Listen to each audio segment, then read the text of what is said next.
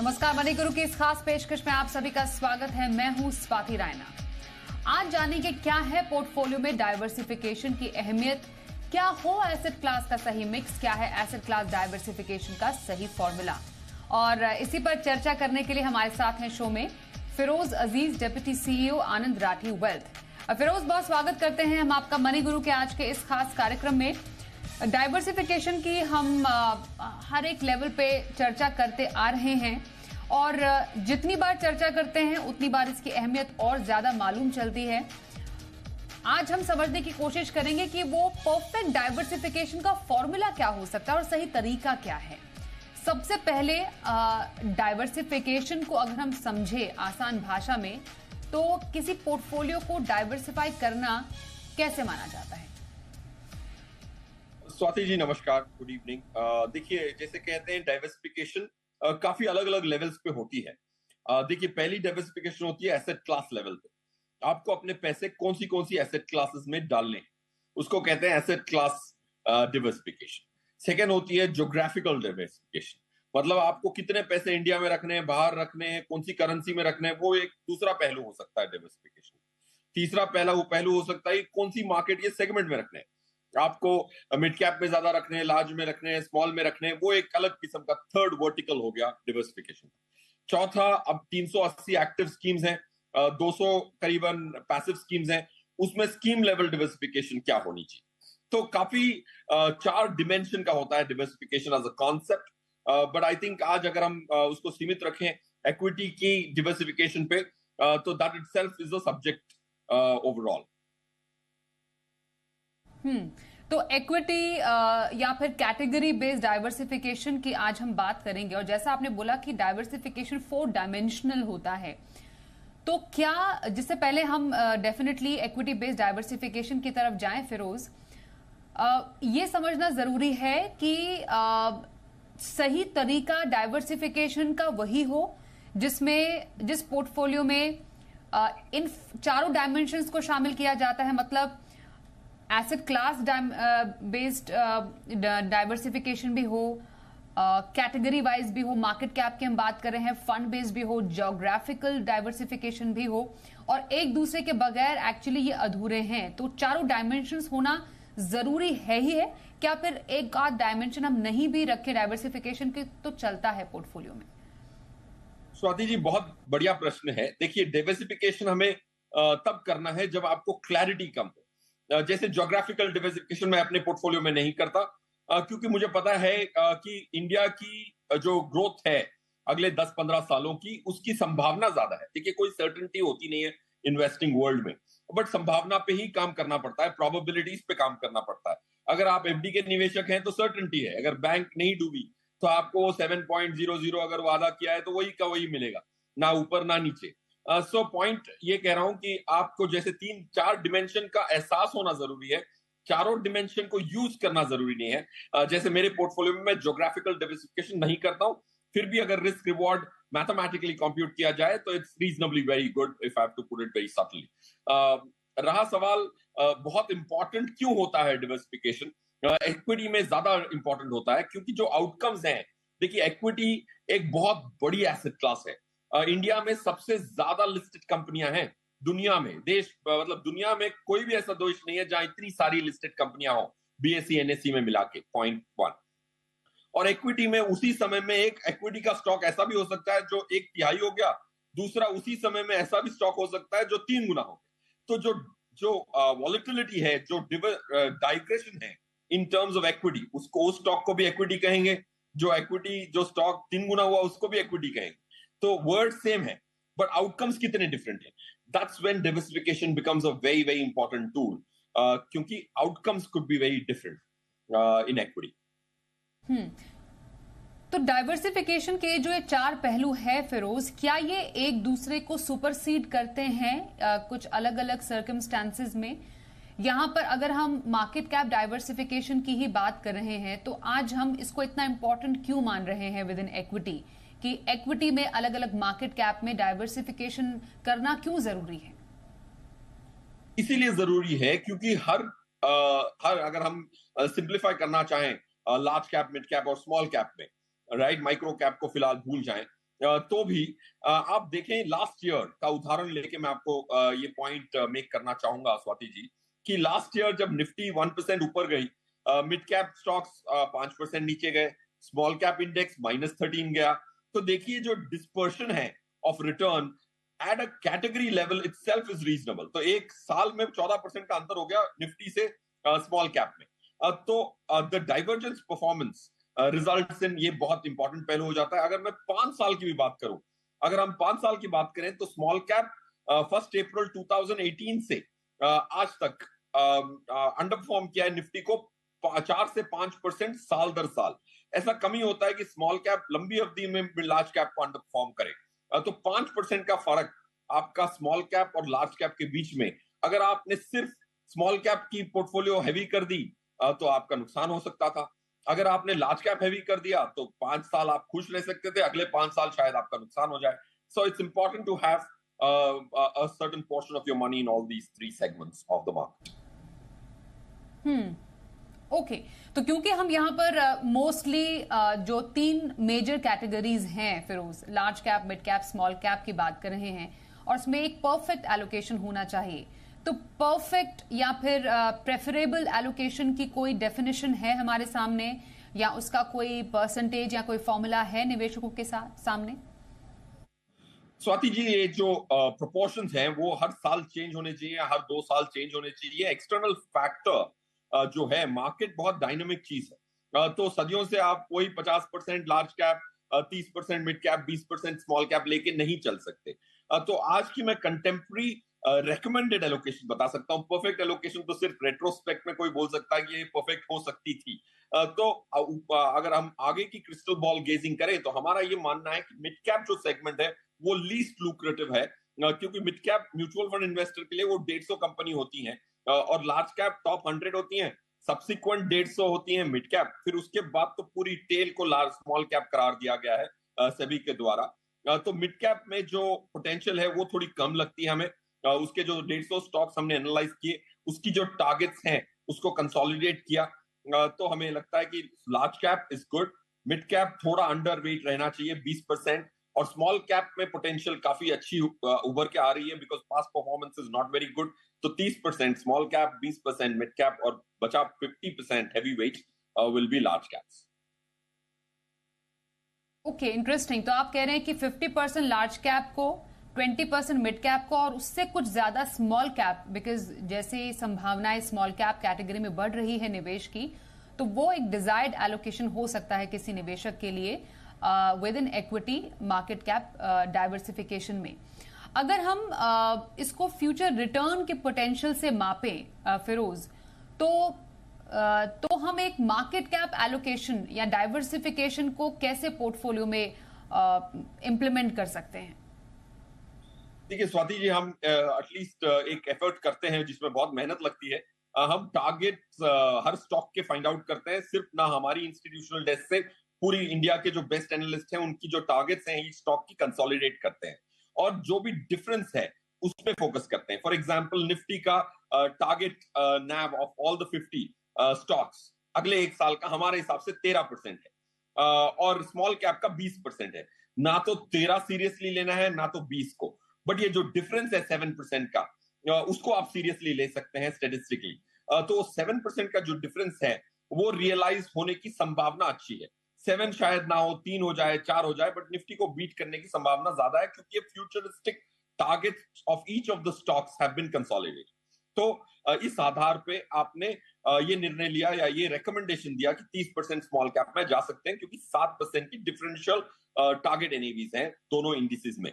Point 1। Point 2, देखिए small cap 5 साल पहले भी उसका नाम स्मॉल कैप ही था, अंग्रेजी में आज भी उसका नाम स्मॉल कैप है, बट स्मॉल कैप तब सिर्फ 225 स्टॉक थे 3000 करोड़ के ऊपर वाले, और स्मॉल कैप कैटेगरी में अब 396 हो गए। एक फंड मैनेजर के पास अब ऑप्शंस ऑलमोस्ट दुगने हो गए, राइट। उसकी जो सबसे बड़ी स्मॉल कैप थी 5 साल पहले 8000 करोड़ की कंपनी हुआ करती थी, आज वही सबसे बड़ी स्मॉल कैप 16-17 हजार करोड़ की कंपनी हो गई है, but the name will always remain small cap. So अंग्रेजी में काफी चीजें कैमोफ्लेज हो जाती हैं, जो अगर बारीकी से देखो तो small cap is not as risky as it earlier was.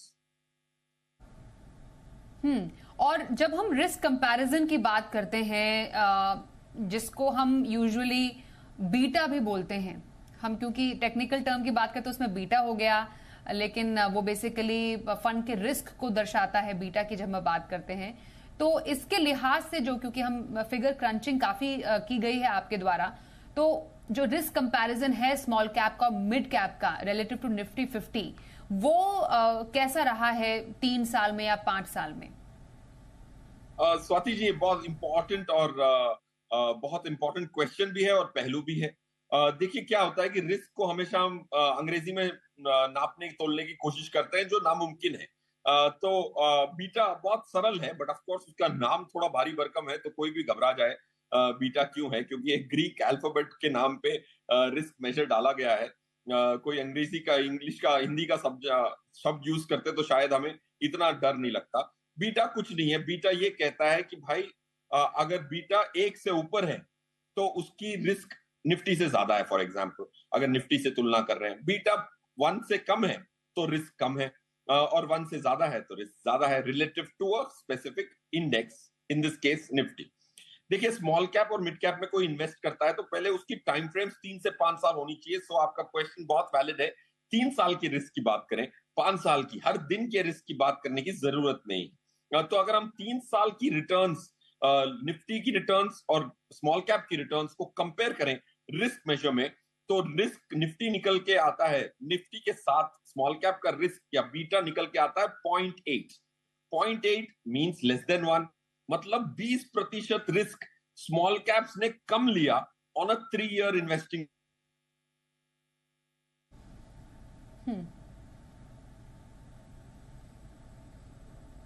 Okay, Firoz के पास हम चलते हैं फिर से, कुछ टेक्निकल इशू यहां पर आ रहा है। तो बेसिकली हम समझने की कोशिश कर रहे हैं कि आप अपने पोर्टफोलियो में डाइवर्सिफिकेशन कैसे कर सकते हैं, और उसके चलते हम अलग अलग जो डायमेंशंस होते हैं डाइवर्सिफिकेशन के, कैसे आप रिस्क के पैमाने पर, कैसे आप रिटर्न के पैमाने पर अपने पोर्टफोलियो को जांचें, और यहीं पर जोखिम या फिर बीटा की चर्चा की जा रही है। फिरोज, आप अपनी बात को आगे बढ़ाएं।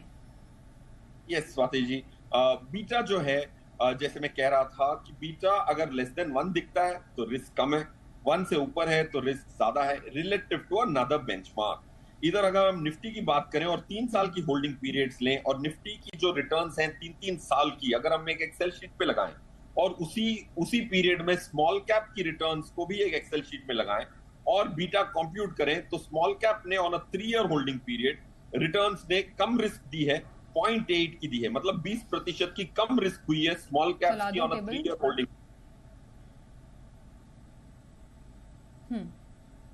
Right, please continue. Yes, Swati ji, देखिए, मिड कैप की रिटर्न रिस्क आई है 0.86 की, और स्मॉल कैप की आई है 0.83 की 5-year बेसिस पे। 3-year बेसिस पे 0.84 mid cap and 0.8 small cap. तो ये सब नंबर्स 1 से कम है, इसका मतलब 3 years के लिए अगर कोई होल्ड कर सके तो उसकी रिस्क जो है निफ्टी से भी कम दर्शाई गई है for the last 10-15 years। Deputy CEO Firoz Aziz से। फिरोज, बीटा की हमने बात की, बीटा कुछ नहीं बल्कि जो रिस्क है फंड के उसको दर्शाता है।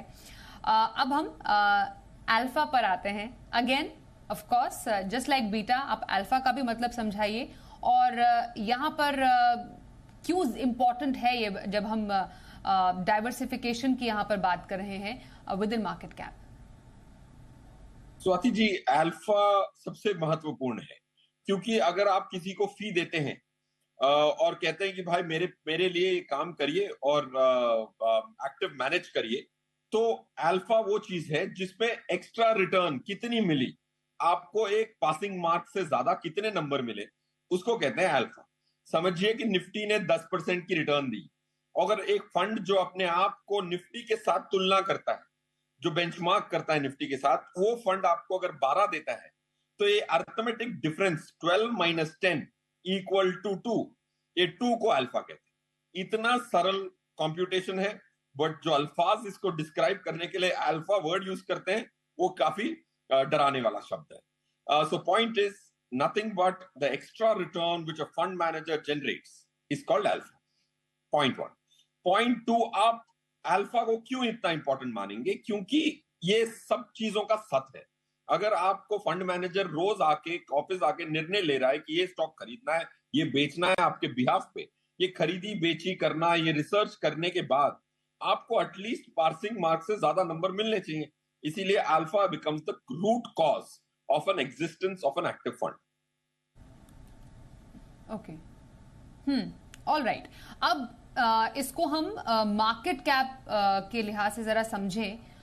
जो पोटेंशियल है अल्फा जनरेशन का, जो हम एक डाइवर्सिफाइड म्यूचुअल फंड्स की बात कर रहे हैं, तो वो कैसे समझ सकता है कोई एक निवेशक कि एक अल्फा जनरेशन पोर्टफोलियो किसी एक इक्विटी म्यूचुअल फंड का कितना है?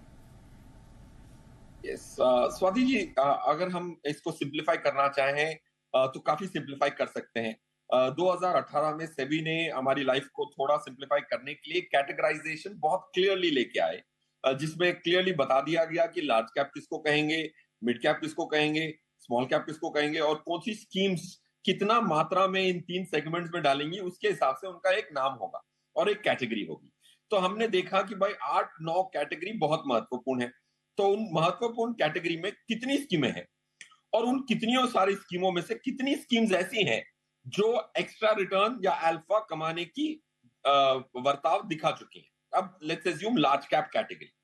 लार्ज कैप कैटेगरी में 33% ऐसी स्कीमें हैं जिन्होंने पासिंग मार्क से ज्यादा लिया और अल्फा जनरेट किया पॉजिटिव वाला। और इन 33 लोग जो पास हुए, जो बेंचमार्क से ज्यादा रिटर्न दे रहे हैं, उन्होंने दी कितनी? 3.02% की रिटर्न। तो ये हो गई लार्ज कैप। ये बहुत कम मात्रा कहेंगे कि 1/3 फंड्स ही हैं जो एक्स्ट्रा रिटर्न कमा रही हैं और 3% की एक्स्ट्रा रिटर्न। अगर मैं दूसरी एक कैटेगरी की बात करूं, स्मॉल कैप की, स्मॉल कैप में जितनी भी स्कीमें थी उसमें से 70% स्कीमों ने एक्स्ट्रा रिटर्न दी, तो 70% लोग पास हो गए। और जब पास हुए तो उन्होंने 12.8% के नंबरों से पास हुए। तो नंबर ऑफ स्कीम्स भी ज्यादा पास हुई, और जिस नंबरों से पास हुई तो 12.8% की अल्फा से ये स्कीम्स पास हुई। सो लार्ज कैप कैटेगरी जो सबसे ज्यादा मशहूर है, सबसे ज्यादा पैसे हैं, उसी में वैल्यू सबसे कम देखने को मिली है लास्ट 5 सालों में, जब से रिकैटेगराइजेशन 2018 में हुआ। एब्सोल्युटली। ये नंबर्स काफी ज्यादा इंटरेस्टिंग है, और इंटरेस्टिंग स्मॉल कैप का जो हम एवरेज अल्फा टू निफ्टी 50 देख रहे हैं, मतलब जो आउट परफॉर्म जिन फंड्स ने किया है वो स्मॉल कैप का ज्यादा रहा है। क्या एक रीजन है इसका, फिरोज? देखिए स्वाति जी, मैंने इस एग्जाम्पल में निफ्टी से तुलना की है ताकि इन्वेस्टर को सिंप्लीफाई हो जाए लाइफ। क्योंकि स्मॉल कैप का इंडेक्स किसी ने ट्रैक नहीं किया होता, निफ्टी की लेवल लोगों को पता होती है कि आज 8,600 पे बंद हुई। स्मॉल कैप की इंडेक्स किसी को पता नहीं होती, बट इसीलिए हमने निफ्टी से कंपेयर किया। निफ्टी से ज्यादा स्मॉल कैप देने की क्षमता होती है, क्योंकि जो छोटी कंपनियां होती हैं उनकी ग्रोथ ज्यादा हो सकती है, क्योंकि उनका बेस छोटा होता है। So point is, it might not be the fairest comparison कि सब कैटेगरीज को निफ्टी के साथ तुलना किया जाए। ये निवेशक की सिंप्लिसिटी के लिए मैंने तुलना की है। पॉइंट 1, स्मॉल कैप्स जो स्टॉक्स होते हैं उनकी क्षमता होती है कि वो जल्दी से ग्रो कर पाए। जो बड़ी कंपनियां ऑलरेडी ग्रो हो चुकी हैं, इतनी बड़ी हो चुकी है कि उस बड़ी प्रॉफिट पे और बढ़त करना बहुत कठिन होता है। तो small caps have a larger growth potential, इसीलिए उनकी जो निफ्टी के साथ अगर तुलना की जाए तो अल्फा अच्छा खासा देखने को मिला है। ओके, क्योंकि हम यहां पर बात कर रहे हैं कि किसी को डाइवर्सिफाइड कैटेगरीज क्यों सेलेक्ट करनी चाहिए, उसमें सबसे इंपॉर्टेंट समझना है कि हम एक सही फंड का सिलेक्शन करें और इस पर गलती की गुंजाइश कम हो। तो कैसे रिटर्न के कंपैरिजन से हम एक बेस्ट परफॉर्मिंग फंड या फिर एक वर्स्ट परफॉर्मिंग फंड में से एक डाइवर्सिफाइड पोर्टफोलियो क्रिएट कर सकते हैं, थोड़ा मैं इसके मायने और महत्व समझना चाहती हूं आपसे।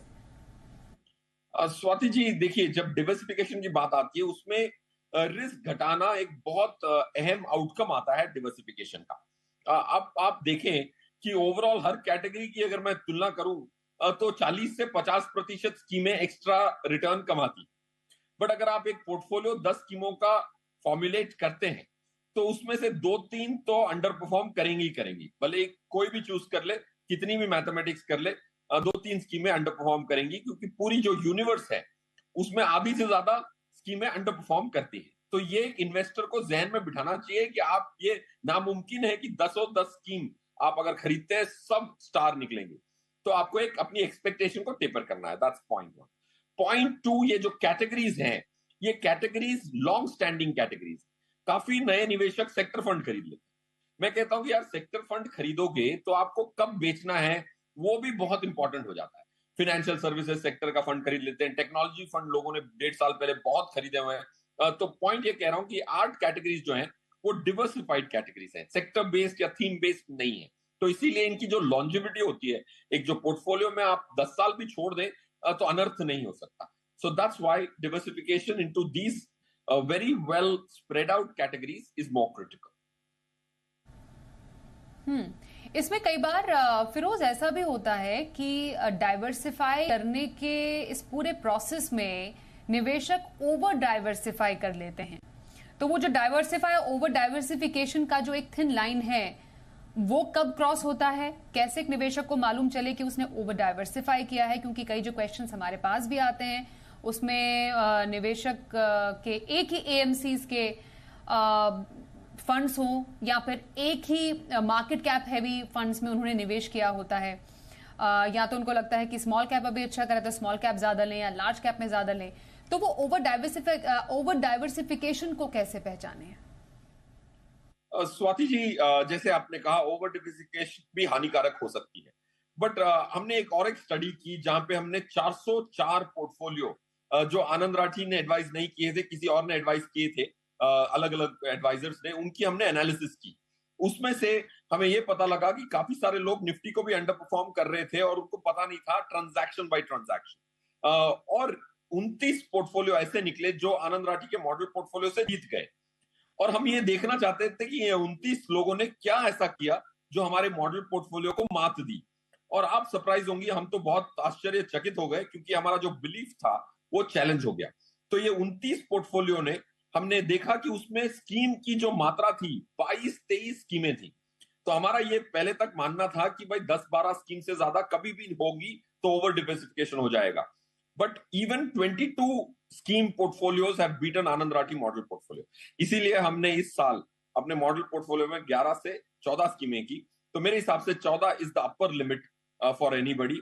थोड़े सालों तक, पहले तक तो मैं 6 महीने पहले तक तो ये कहता था कि 10 स्कीम से ज्यादा नहीं होनी चाहिए, बट ये डेटा देखने के बाद, और मैथ का ये पावर होता है कि आपको गलत साबित कर दे, तो मैं करेजियसली आपको कह रहा हूं स्वाति जी, पहले 10 कहता था, अब 14 तक भी आप रखें, अपनी निफ्टी को बीट कर सकते हैं और अच्छा प्रदर्शन ला सकते हैं।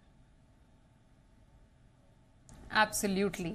बहुत धन्यवाद हम करेंगे फिरोज आपका हमारे साथ आज के इस खास कार्यक्रम में इस चर्चा में शामिल होने के लिए। और डाइवर्सिफिकेशन क्या है, कैसे अचीव करें पोर्टफोलियो में मार्केट कैप डाइवर्सिफिकेशन की अहमियत हमने समझी आपसे। Thank you so much. Money गुरु में आज के लिए बस इतना ही। रुकते हैं ब्रेक के लिए, देखते रहिए जी।